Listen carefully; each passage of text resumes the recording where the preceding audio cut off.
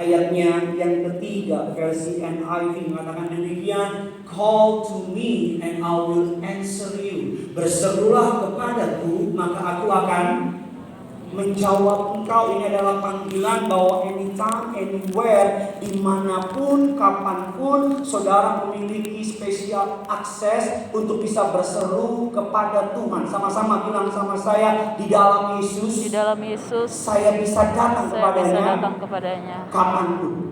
Yang percaya katakan amin. Di dalam Yesus engkau bisa datang kepadanya kapanpun, dimanapun, bahkan dalam keadaan apapun, karena Dia sangat mengasihi saudara. Katakan amin saudara. Amen. Dan kita semua tahu bahwa ketika kita berdoa, Tuhan pasti menjawab doa kita. Sama-sama bilang sama saya, ketika saya berdoa, Tuhan pasti jawab doa saya. Amin saudara. Tapi isunya mungkin saja kita tidak suka dengan jawaban doanya. Karena jawaban doa Tuhan, kita semua sering mendengar ini, kalau Dia berkenan sama doamu, Dia akan berkata yes sama doa saudara. Dia akan memberikan apa yang saudara mau. Kalau Dia berkenan dan belum waktunya, Dia akan bilang tunggu atau nanti. Aku akan beri, tapi tunggu. Tapi nanti ketika waktunya tepat, aku akan berikan kepadamu. Dan yang ketiga, jawaban doa yang paling tidak disukai oleh orang Kristen, yaitu tidak. Ketika dia berkata tidak. Tidak yang saya maksud di sini adalah bukan permintaan yang melanggar firman. Ketika saudara meminta suami orang, saya pastikan Tuhan pasti bilang tidak. Ketika saudara meminta musuhmu ditabrak mobil, dilindas kereta api, ditelan yang namanya api neraka, nggak mungkin Tuhan bilang tidak, mungkin Tuhan bilang ya. Tetapi ketika permintaanmu baik bagi dirimu, ketika permintaanmu tidak melanggar firman Tuhan, ketika permintaanmu sesuai dengan firman Tuhan, tapi kenapa Tuhan berkata tidak? Sebagai contoh, beberapa waktu lalu ada seorang jemaat mendatangi saya di Berias Gadinias. Dia bilang, Pak, tolong doain, saya punya calon papa mertua saya, calon papa mertua saya. Dia belum mengenal Yesus, dia belum terima Yesus, sedang terkapar sakit Pak. Kalau Bapak doain, keluarganya sudah sepakat. Kalau dia sembuh dari penyakitnya, sekeluarga akan dibaptis. Saya mau tanya, permintaan tersebut baik apa tidak? Baik, tetapi saya berdoa bersama dengan teman-teman saya. Saya bergumul sama Tuhan. Dan saudara mau tahu apa yang terjadi? Bukannya sembuh dalam kacamata manusia. Beberapa waktu kemudian saya di WA, papanya dipanggil Tuhan, alias mati. Ada pasangan suami istri sudah menikah beberapa tahun, sudah punya rumah, sudah punya pekerjaan, sudah saling mengasihi, siap untuk punya keturunan. Tapi meminta keturunan sama Tuhan, Tuhan bilang tidak. Tidak yang saya maksud yang ini.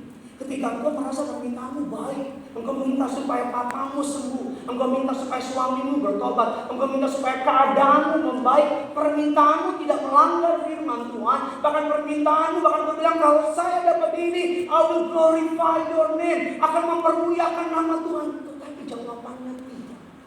Dan tadi kita akan belajar ada 4 tokoh di Alkitab yang kalau saudara mempelajari, kau akan kaget. Tokoh ini secara kapabilitas orang yang hebat, secara iman orang yang luar biasa, bahkan secara jasa dalam mengikuti Tuhan, mereka orang-orang yang luar biasa. Tetapi Tuhan berkata tidak kepada doa-doa mereka. Yang pertama, nama tokohnya adalah Abraham. Alkitab menyebut dia sebagai bapa orang beriman. Abraham ketika dia mendapatkan Ismail, dia berkata kepada Allah, Ismail adalah penerus dari keluarga. Tapi Tuhan berkata apa? Tidak. Allah tidak berkata tidak kepada Abraham, bapa orang beriman. Allah berkata tidak.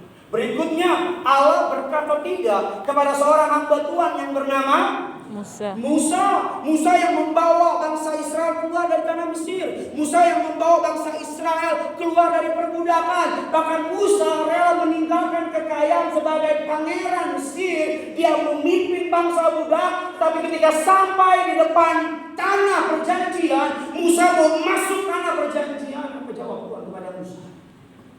Tidak. Tuhan bilang sama Musa, kamu cuma bisa lihat dari jauh, kamu gak boleh masuk. Can you imagine? Dapatkah kau membayangkan dia yang berkorban, yang jungkir balik, yang melakukan segala sesuatu bangsa Israel masuk ke tanah perjanjian. Ketika udah sampai di ujung tanah perjanjian, Tuhan bilang sama Musa, kamu gak bisa masuk, kamu cuma bisa sampai melihat dari luar. Tokoh yang terakhir yang Tuhan berkata tidak kepadanya. Bahkan anak Allah sendiri, Yesus Kristus namanya, di Taman Getsemani, dia berlutut, dia berkata, "Ya Aba, ya Bapa, kalau boleh," dia bangetnya ini salah khotbah di sini. "Ya Aba, ya Bapa, kalau boleh cawan ini berlalu daripada aku." And we all know the end of the story. Walaupun Tuhan gak secara eksplisit bilang tidak, tapi Yesus naik ke kayu salib. Tadi kita akan belajar beberapa alasan, reasons, kenapa Tuhan berkata tidak sama doa saudara. Karena pada prinsipnya Tuhan tidak mungkin berkata yes sama doa semua orang. Karena kalau Tuhan berkata yes sama semua orang, nggak mungkin. Sebagai contoh, di rumah papanya berdoa supaya hari ini cerah, jangan ada hujan. Anaknya berdoa supaya hujan, supaya dia nggak sekolah. Saya mau tanya, Tuhan jawab yang mana? Salah satu pasti akan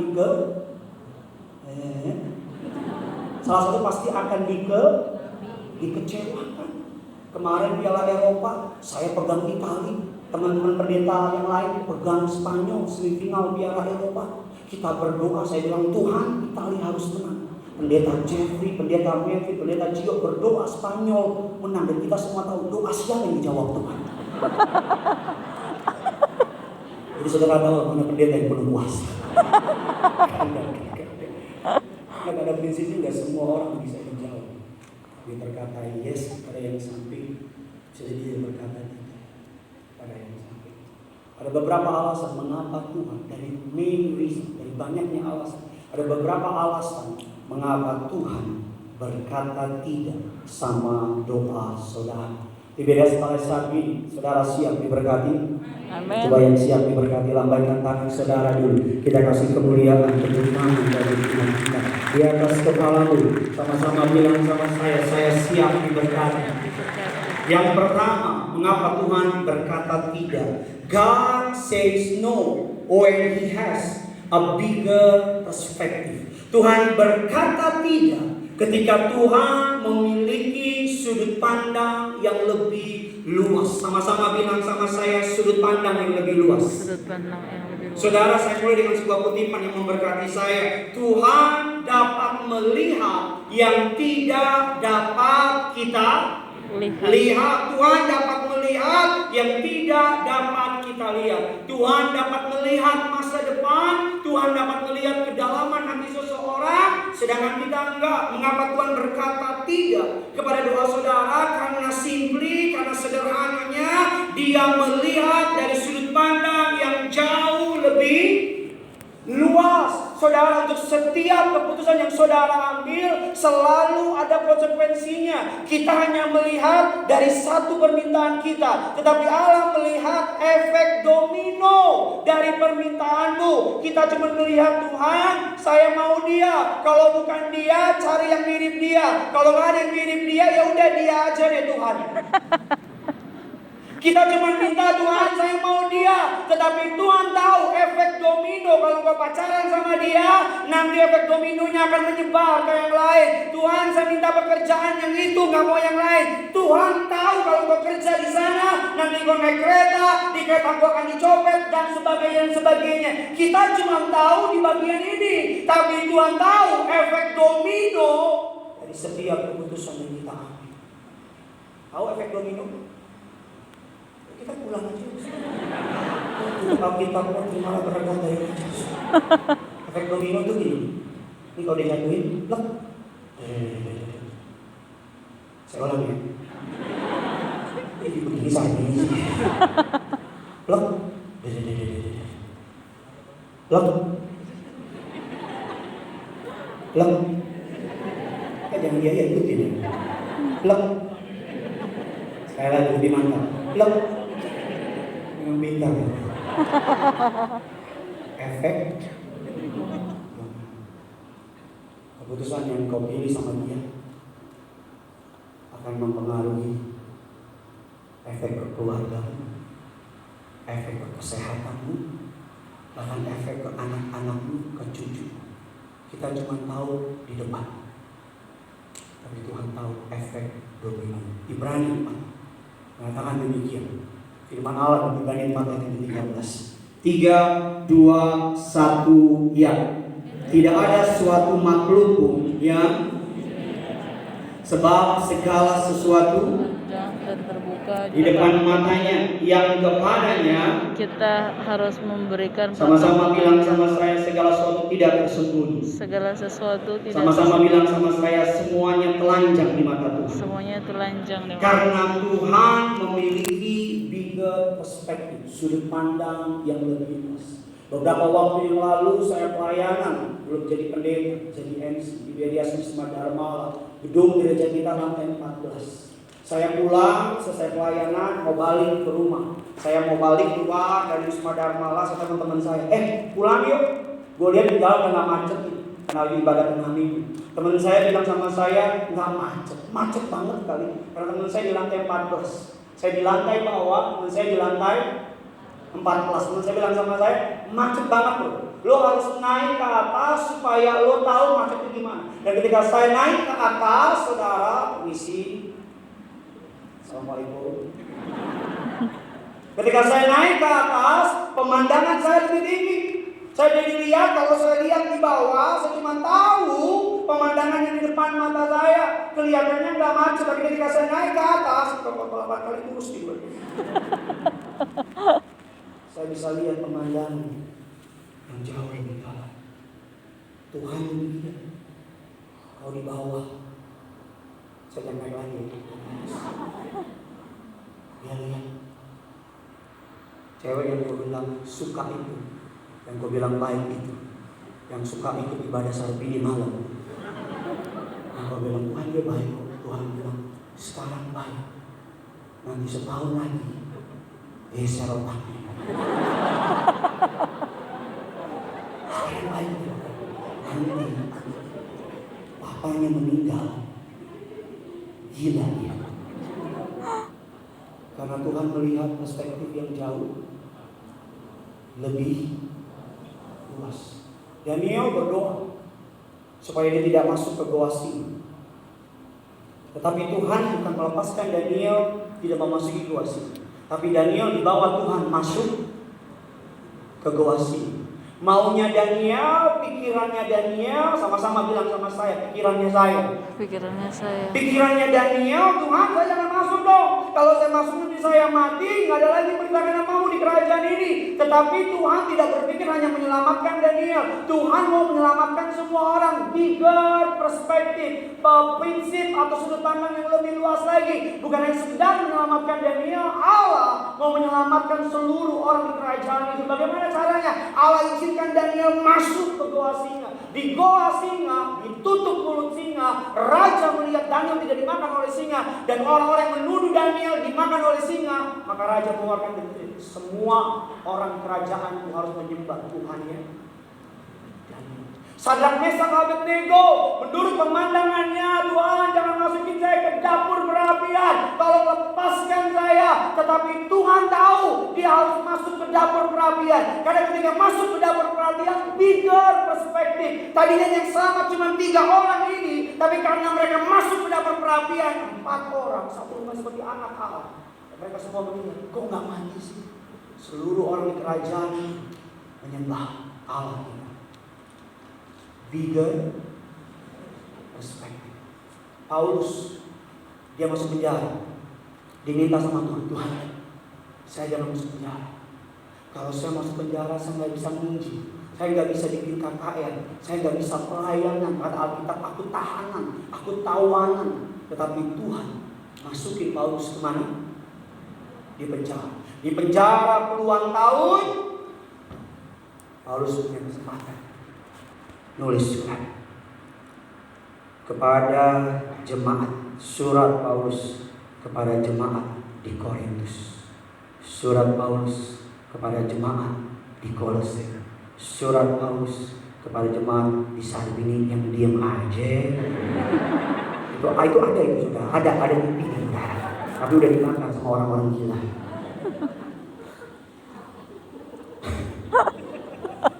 Kalau Paulus yang masuk penjara, setengah dari perjanjian baru nggak bisa ditulis. Bigger perspective. Ketika Tuhan berkata tidak sama doamu, karena Dia melihat ada sudut pandang yang lebih luas dan semuanya untuk mendatangkan kebaikan buat saudara. Dan kalau saya boleh kasih kemuliaan. Yang kedua, God says no. Tuhan berkata tidak when He has a better plan. Tuhan berkata tidak ketika Dia memiliki rencana yang lebih baik. Colek kiri kanan saudara, rancangan yang lebih baik. Rancangan yang lebih Ayo, baik. lihat saya kiri kanan saudara belakang. Bilang rancangan yang lebih baik. Rancangan yang lebih baik. Bilang sama yang baru ngomong, disediakan buat kamu. Disediakan buat. Jadi kalau Tuhan berkata tidak sama doamu, cuma dua kemungkinan. Rancangan yang lebih baik disiapkan bagi saudara. Atau saudara dan saya di balik doamu itu ada sesuatu yang jahat menanti saudara. Mengapa Tuhan berkata tidak? Dalam Yesaya 55 ayatnya yang ke-8 sampai dengan ayatnya yang ke-9. Sama-sama kita baca. 3, 2, 1, ya. Sebab Rancanganku bukanlah rancanganmu, dan jalanmu bukanlah jalanku. demikianlah Firman ayat yang ke-9, seperti tingginya langit, demikianlah tingginya jalanku dari jalan dan rancanganku. dari rancangan. Alkitab katakan kalau Tuhan berkata tidak sama doamu karena Dia memiliki bigger perspektif. Yang kedua karena Dia memiliki better plans, rencana yang lebih baik. Rencana yang lebih baik ketika Allah mendengar doa saudara, Dia tidak dapat memberi yang baik, Dia hanya dapat memberi yang terbaik. Katakan amin. Amin. Karena produksi kerajaan surga hanya material yang the best punya, yang terbaik punya. Dan kalau Tuhan menjawab doa saudara, Dia selalu memilih jalan yang terbaik. Bukan jalan yang termudah, tapi Dia memilih jalan yang, sama-sama bilang sama saya, bukan jalan yang termudah, Bukan jalan yang termudah, tapi jalan yang terbaik. di jalan yang terbaik. Sebagai contoh, kalau ada orang utang 2 miliar karena main judi, dia datang ke gereja, Tuhan, saya punya utang 2 miliar. Tolong saya Tuhan. Kalau Tuhan tolong saya bertobat. Jalan terbaik buat orang yang berjudi utang 2 miliar apa? Turun ke bawah, tiba-tiba nemuin koper 2 miliar. Betul apa enggak? Tuhan, saya pengen pasangan hidup. Jalan termudah ketika kita amin, Tuhan saya pengen tulang rusuk ketika amin. Kita nengok ke samping, ada perempuan. Hai, siapa? Tulang rusuk. Itu jalan termudah. Ketika engkau sakit perutmu, ada benjolan, Tuhan perutku sakit, Tuhan tolong sembuhin. Ketika amin, bukan perutmu yang sudah bolong, tapi benjolanmu hilang. Itu jalan termudah. Ketika engkau dompetmu kosong, Tuhan dompetku kosong, tolong berkati aku. Ketika amin, tiba-tiba ketika engkau berdoa, Tuhan saya ingin punya rumah pribadi. Ketika amin, langit terbuka, rumah Tuhan. Itu bukan Tuhan, itu bukan Tuhan, itu jin. Tapi jalan terbaik seringkali menggunakan penundaan. Dia nggak langsung bayar lunas utang. Dia nggak bayar 1 bulan, 2 bulan, bahkan kadang 1 tahun, 2 tahun utang baru lunas. Dia nggak kasih langsung ketemu pasangan hidup. Dia nggak langsung kasih rumah yang kau mau. Tapi dia bikin saudara 1-2 tahun. Karena dia bukan hanya mau menghilangkan utang, tapi dia juga mau menghilangkan karakter buruk. Amin.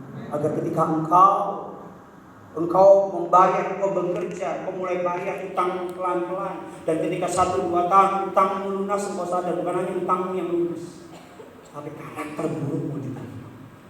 Ketika engkau meminta pasangan hidup sama Tuhan, Dia nggak langsung kasih pasangan hidup. Kan maunya kita gitu kan. Ketika kita minta pasangan hidup, lagi akar kol, minyak dilempar, kita lompat, ada juga orang lompat sah. Sepegang tangan ada minyak urapan. Itu cuma ada di sinetron. Tapi Tuhan akan bikin saudara. Dia akan latih dulu iman. Dia akan bentuk saudara dulu.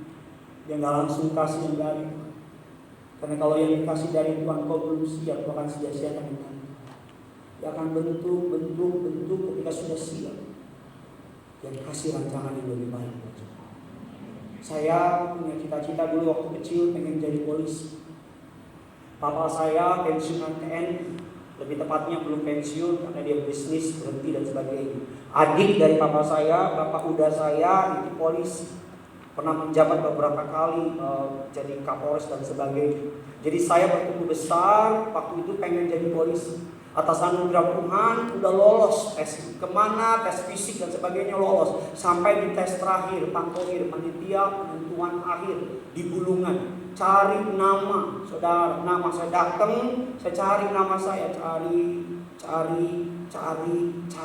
gak ada. Apa nama saya, nama Bontot gak ada. Mama saya bilang, lihat lagi, kamu kelewatkan. Saya lihat lagi, cari, gak ada. Enggak ada, bacanya pelan-pelan, lihat lagi. Cari sampai polisi yang lihat saya bilang, enggak ada namanya deh. Enggak ada, Pak. Tulis aja sendiri deh.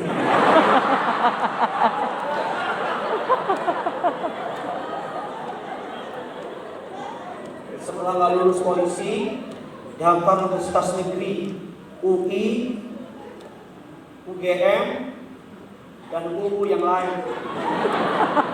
Dapatnya apa? UI. Apa maksudnya bukan? Saya masuk UI.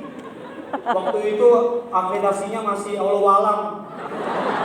Di Salemba, orang Batak, Ambon, Papua, Manado, kumpul satu. Pokoknya anjing gak lewat. Pasti kita panggang punya.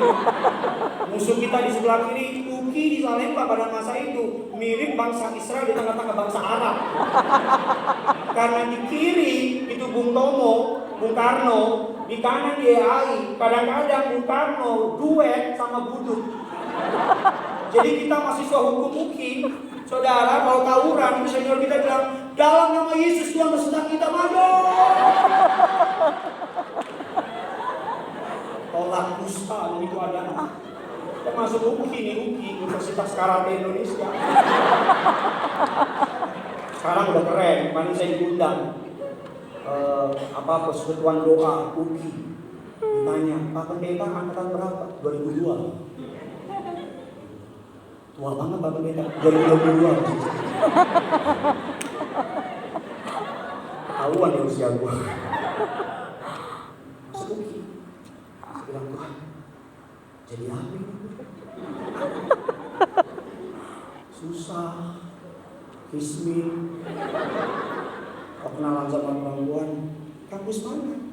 Saya bilang UKI. Oh UI. Enggak, bu, asli kata belum.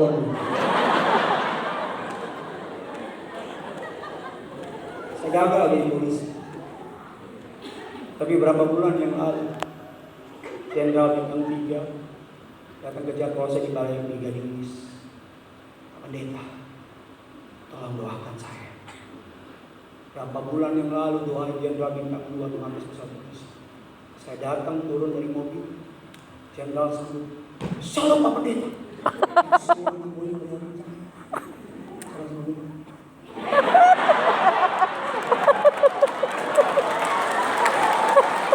Apa maksudnya? Mereka kasih kepalanya ke saya. Pak, tolong doain saya. Sampai anak saya pakai jeans, kaos biasa. Itu dia mereka bilang, muda siapa? Dia belum tahu aja. Kalau dia motor datang dan cuma orang balik satu. Hari Minggu, Senin gak ada. Dia kasih kepala. Saya tumpang tangan coba. Saya kasih lagi doa. Roh Kudus bilang sama saya, lebih baik kan? Saya bilang,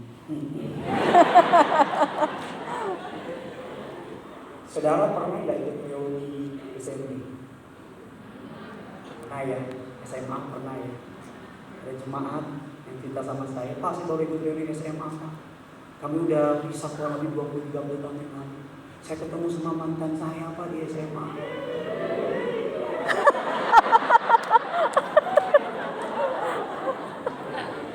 ketemu sama mantan saya di SMA, Pak. Saya dulu jatuh cinta, Pak, sama dia, Pak.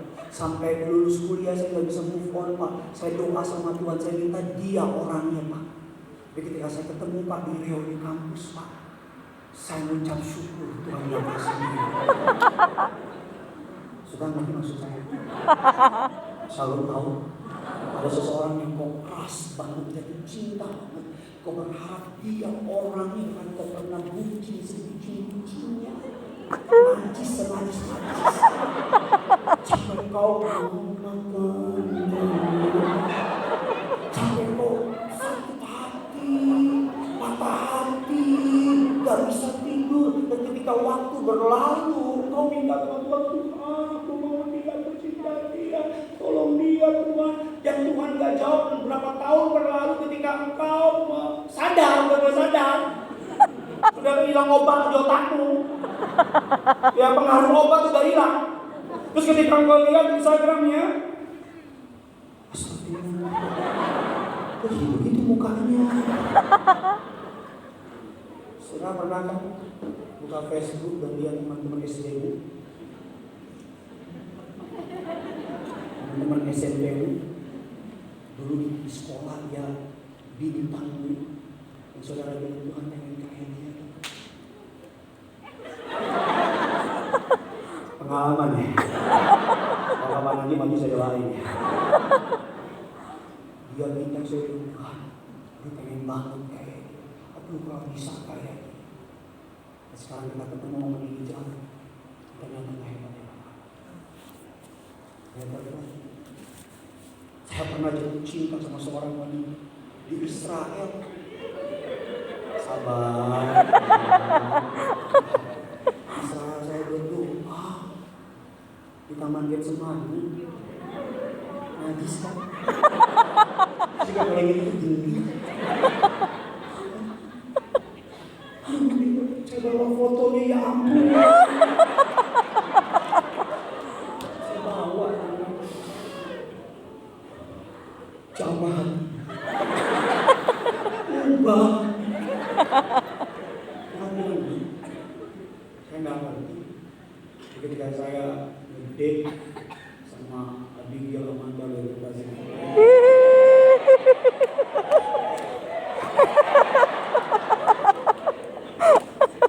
ketika saya menikah, pernikahan kami mau 4 tahun, dikaruniakan satu orang anak. Tiap kali saya lihat istri saya, bilang apa sih? Terima kasih bilang ya sama doa saya. Terima kasih engkau keraskan hatimu dan berkata tidak sama perempuan yang saya kira baik. Karena engkau tahu lebih baik dari aku tahu. Dan kali saya lihat anak saya lihat hidup saya sekarang, saya selalu berterima kasih. Karena dia tidak memberi yang saya mau, yang memberi apa yang saya mau. Tuhan tahu hari depan. Mungkin bagi Tuhan bukan orang itu, bukan perempuan itu jahat, tapi simply karena bagi Tuhan perempuan itu bukan tempat mendampingi kau di masa depan. Jadi kalau hari ini kau putus cinta, gak usah gak bisa hidup, gak usah gak bisa makan, ngapain bodoh amat kau. Gak usah aku mau pensiun dari Instagram, bodoh amat. Aku gak mau lihat mukanya lagi. Hidup gak serendah itu kan. Hidup gak semurah itu kan. Kalau engkau gagal sama si A, berarti ada si B yang lebih baik buat siapa? Kalau B gak ada teman A, B, C, D, N, B, H, I, J, K, L, M, N, O, P, masih ada sampai Z. Kalau teman saya di sini David, pintar. Tanya sama mereka, betapa mereka dulu mengelana kemana-mana. Saya percaya kita anak muda, saya dengan anak muda. Doa sama Tuhan. Kemanapun kau pergi melangkah dengan orang lain, agar suatu hari kau end up sama orang yang dari Tuhan, pasangan yang dari Tuhan. Amin. Bukan dengan orang yang salah. Dan semua yang sedang dalam hubungan yang salah, sama-sama kita katakan mantap. Yang ketiga, God saves you when He has a better plan. Tuhan berkata tidak ketika Dia memiliki rancangan yang lebih baik. Tuhan berkata tidak ketika Dia memiliki perspektif sudut pandang yang lebih baik. Yang ketiga yang kesukaan saya. God says no when He has a greater purpose. Tuhan berkata tidak ketika Dia memiliki a better perspective. Tuhan berkata tidak ketika Dia memiliki a better plan. Tuhan berkata tidak ketika Dia memiliki a greater purpose. Tujuan selalu saya bilang, jangan ngoyo. Kalau engkau udah do your best, udah lakukan yang terbaik dan tidak datang kepadamu, jangan ngoyo. Yang penting sudah the best you can do, that's it. Yang penting udah kasih yang terbaik, tenaga yang terbaik, kekuatan yang terbaik. Kalau engkau bisnis sudah bisnis yang terbaik. Kalau engkau bekerja engkau sudah melakukan yang terbaik. Tapi jabatan itu gak jatuh sama saudara, jangan ngoyo. Kalau engkau pacaran engkau sudah mencintai dengan terbaik, sudah tulus yang terbaik, tapi orang itu gak bisa melihat warnamu, gak bisa melihat nilaimu, jangan ngoyo. Jangan turunin standarmu, engkau anak Tuhan. Jangan bersikap murahan karena Tuhan menebus engkau dengan mahal. Jangan ngoyo. Saya percaya kalau memang it belong to you, it will be. Kalau memang itu milikmu, pasti Allah akan bekerja itu jadi milikmu. Kalau Tuhan tutup pintu, gak ada yang bisa buka. Kalau Tuhan buka pintu, gak ada yang bisa. Dalam perjalanan saya melayani Tuhan, orang mau ngomong apa, orang mau buat apa, orang mau lakuin apa, sama istri sepakat. Fokus with our own race. Fokus sama pertandingan yang saya percayakan, Tuhan percayakan sama saya. Jalan terus. Ketika Tuhan berkata tidak, karena Dia memiliki greater purpose. Kita lihat 2 Korintus 4 18 ayat 17 dan 18. Sudah diberkati, amin.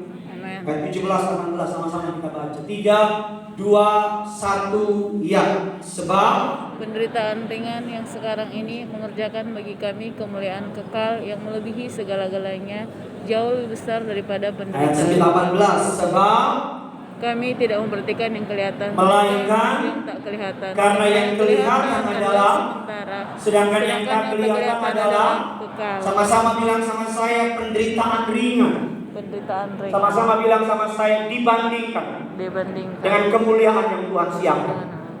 Alkitab katakan kami tidak memperhatikan yang kelihatan, karena yang kelihatan adalah sementara. Apa yang sementara? Kata dokter sementara. Apa yang sementara? Kata ekonomi sementara. Apa yang sementara? Kata orang pintar yang sementara. Apa yang sementara? Kata musuh-musuhmu mengenai engkau, semua sementara, temporary. Perhatikan bukan yang kelihatan. Karena kita manusia senang memperhatikan yang kelihatan, kita mengabaikan yang di dalam. Kita lebih menghargai penampilan lahiriah daripada penampilan hati kita. Kita lebih jatuh cinta sama muka orang. Kita jarang memberikan penghargaan kepada karakter ilahi. Kita lihat perempuan walaupun karakternya maaf yang ngaconya minta ampun, kita kasihani kita. Ada laki-laki ngaconya minta ampun, kita kasihani kita. Tapi ada cowok, ada cewek yang baiknya minta ampun, cinta Tuhan, kita gak kasih perhatian. Mulai hari ini berubah ya kacamata.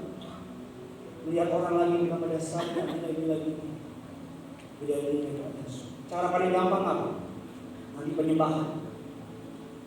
Kalau kau nggak nyembah, kau bisa lihat bagaimana cara mereka nyembah Tuhan. Kalau sama Tuhan aja dia main-main, apalagi sama engkau. Dia pasti main. Rasul Paulus mengatakan, aku tidak memperhatikan yang benar. Aku memperhatikan yang tidak kelihatan. 2 Korintus 18. Sesuai dengan ayat ini. Rasul Paulus mengatakan demikian, sama-sama 2 Korintus 12 ayat ke-8 sampai dengan ayatnya yang ke-10. 3, 2, 1, ya. Tentang hal itu aku sudah 3 kali berseru kepada Tuhan supaya utusan iblis itu mundur daripadaku. Ayat ke-9. Tetapi jawab Tuhan kepadaku, cukuplah, sebab justru kuasaku menjadi.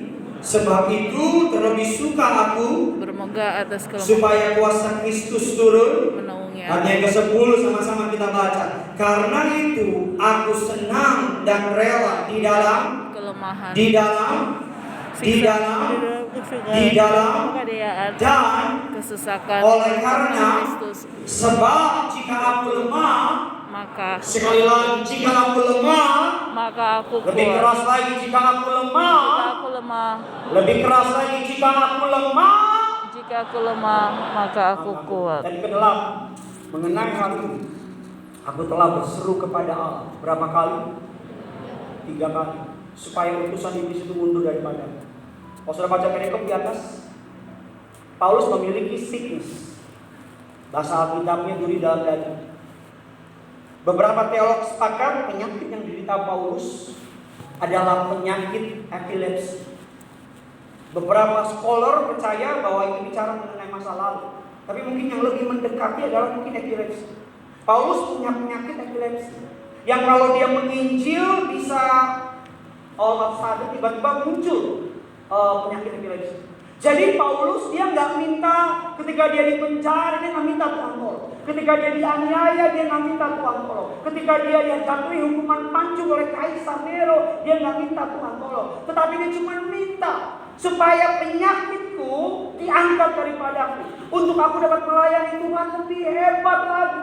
Saudara mau tahu apa jawab Yesus? Sebelum saudara tahu bahwa Paulus adalah penulis 60% dari perjanjian baru. Bahkan Paulus sapu tangannya aja ada orang kerasukan setan. Paulus gak bisa datang. Paulus bilang, ini sapu tanganku ditaruh orang yang kerasukan setan, orang itu langsung lepas. Bahkan ada orang ketika dia berkhotbah, dia orang itu jatuh dan orang itu mati, Paulus tumpang tangan, yang mati itu bangkit. Bahkan ketika ada orang yang sakit, Paulus menumpangkan tangan, orang itu sembuh. Tetapi paradoksnya, Paulus punya penyakit dan dia nggak sembuh. Dan dia bilang, aku berseru 3 kali sama Tuhan supaya penyakit ini diangkat daripada. Apa jawab Tuhan ayat 9? Tetapi jawab Tuhan kepadaku, cukuplah kasih karunia-Mu. Pandemi kemarin, ada rekan pendeta, jemaat curhat sama dia, gak punya uang, punya masalah ekonomi. Ketika dia curhat jemaat sama rekan saya pendeta, dan jemaat itu gak tahu bahwa pendeta yang dia minta curhatin sedang bergumul untuk bayar uang kontrakan. Ya telepon saya, bro, gue lagi gak ada duit buat bayar kontrakan rumah, gak gede. Tapi jemaat datang bicara soal ekonomi sama gue. Rasa-rasanya gue mau bilang sama jemaat itu, kita doa bareng. Sama-sama punya duit. Paradoks kan? Doain orang sembuh, tapi dia sendiri gak sembuh. Paradoks banget. Kakak saya nomor 1 punya anak perempuan, namanya Mikael. Lahir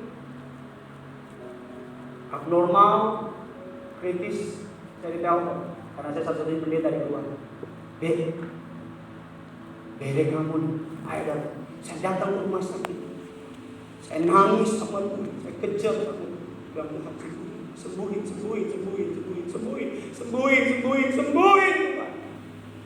Yang terjadi, mati di tangan saya. Saat yang bersamaan saya pernah doain orang sih.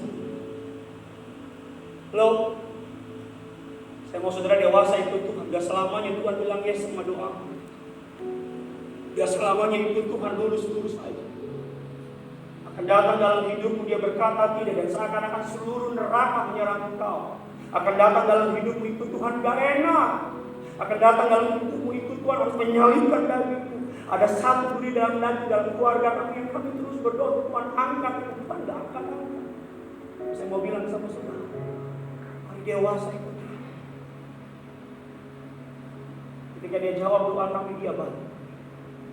Ketika dia tidak jawab doa kami, dia tetap balik. Saya mau saudara jadi pengikut Kristus dalam keadaan baik, dalam keadaan untuk selama-lamanya. Tuhan Yesus tetap baik. Amin. Tuhan Yesus tetap baik. Mungkin hari ini kau berkata, kenapa Tuhan ambil papaku? Mungkin saudara berkata, kenapa Tuhan gak sembuhin sakit mamaku? Mungkin saudara berkata, saya sudah menikah bertahun-tahun, saya itu benar. Kenapa Tuhan gak kasih keturunan sama saya? Atau bahkan mungkin saudara melakukan sesuatu dan engkau berkata, this is for your glory, oh Tuhan. Ini untuk kemuliaan-Mu. Tuhan gak jawab doa saya. Saya mau bilang ada beberapa pertanyaan yang tidak akan pernah terjawab sampai engkau di surga. Saya mau tanya sama Tuhan nanti waktu ketemu di surga. Kenapa usia 6 tahun Tuhan izin Bapak saya pergi di dalam saya? Kenapa ada banyak momen-momen dalam hidup saya Tuhan izin hal buruk terjadi? Masih sama istri makan, kami nggak mau makan ke tempat itu, tapi kami tahu Roh Kudus yang tuntut.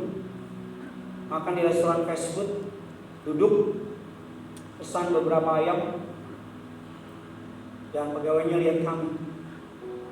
Pegawainya kasih kami es krim coklat 2. Terus saya bilang, maaf Pak, saya nggak pesen. Pak Pendeta, saya kasih buat Bapak. Saya kira jemaat, oh iya, makasih. Saya makan sama istri, tiba-tiba dia datang. Pak, saya sudah lama di Muslim. Saya sudah lama tinggal di Yesus. Saya kaget. Kamu dulu jemaat? Iya. Saya tanya kenapa? Dengan nangis. Gimana Tuhan?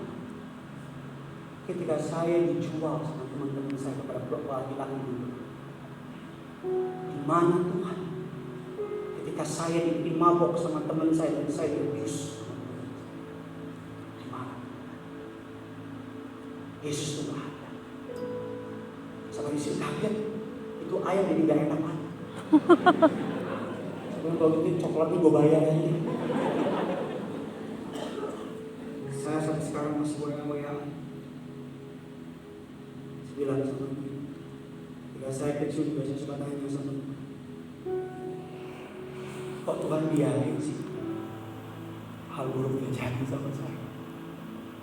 Kok Tuhan biarin saya dipermalukan? Akan ada beberapa pertanyaan yang kita nggak tahu jawabannya, tapi nanti surga. Tapi as a pastor, sebagai pendeta saudara, saya perlu mempersiapkan engkau agar ketika suatu hari kelak dia berkata tidak sama doa. Better expected, better plan, greater purpose. Karena dia mengasihi, dia bekerja dalam segala hal untuk mendatangkan kebaikan bagi orang-orang selamat hari ini yang punya surga. Praise the Lord. Kita kasih tepuk tangan yang luar biasa.